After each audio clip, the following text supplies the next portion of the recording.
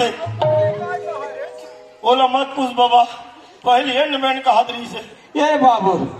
मैं तीर दार के भाई गई करूँ रे पर हिम्मत वाले कर लेकिन भाई टोला के भाई गई नहीं करो रे दादा कब होगा मैं लटपट के बाकी हूँ बाबू मैं मरी चाह रहे हुए बाबा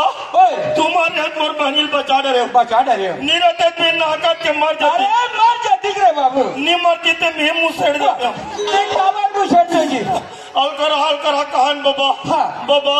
इसने कोई डाल ले खा डाली कौन बचाई अरे कौन बचे रे बाबू तेकर सेठी मोर बहनीला बिहाव करके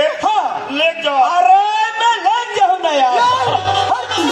वही भला नहीं जाने ले गज के बूता कर भी बताती नहीं बोला बता के का कोशिश करते रहते तो शुरू कर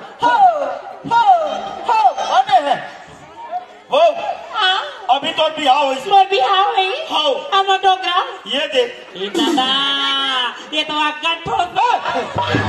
बाबा कुकरा बोकरा खवाई में ये तो बिहाव चोरन समानी ये मोर चोरन समानी हाउ अब खटिया नहीं मैं पलंग भेजा हूँ पलंग ठंडा लागी थी करवा खुला ठंडा लागी ते करवा खुला और गर्मी लागी ते करवा गोरसी गोरसी ले डाली के कोड़िया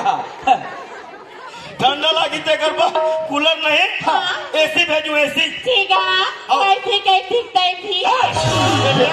लेकर झाक नहीं उतरे ऐसा लता गुड्डू पापा ए दादा मारा गुड्डू के पापा कथे फायदा में हवस दादा फायदा में कैसे की दशहरा ऑफर दिवाली ऑफर रहते थे सामान एक्स्ट्रा देते नहीं उसने ढंग के तोला गुड्डू के पापा में एक्स्ट्रा फायदा होता